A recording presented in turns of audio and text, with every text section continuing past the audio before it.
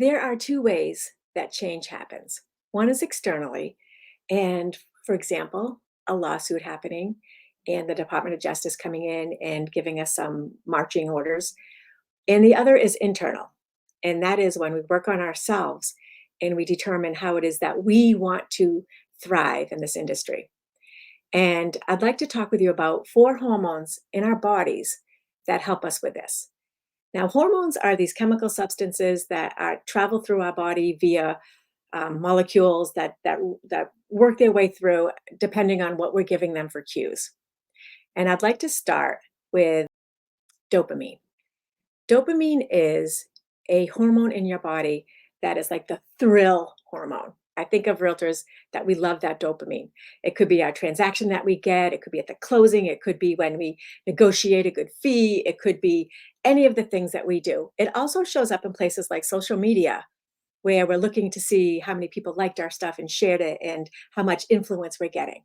And so we can get very connected to this idea of dopamine. In fact, dopamine is addictive.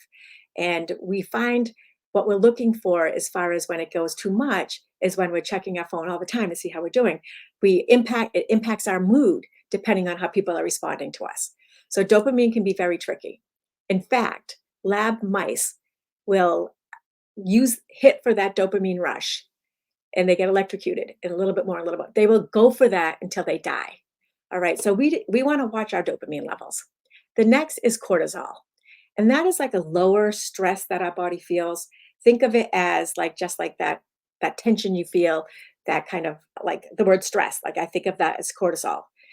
One of the studies that we have shows that, people who have like that poochy belly, they say a lot of times that's a cortisol belly because our body is in that save everything kind of mode. It's like under assault and it just is like in that fight or flight. So we want to kind of watch our cortisol. And that's what the box breathing exercise will do for us as well. The next is serotonin. And serotonin is like the happiness chemical. And this is where we find that like when we're helping people, when we're getting good connection with people, I think about our real estate relationships with one another, right? That comes through our serotonin. And finally is oxytocin. And that is the love hormone. And this to me shows up in those people that you help, your clients for life, that you've established relationships with, that you've gone above and beyond for, and you've really made that connection.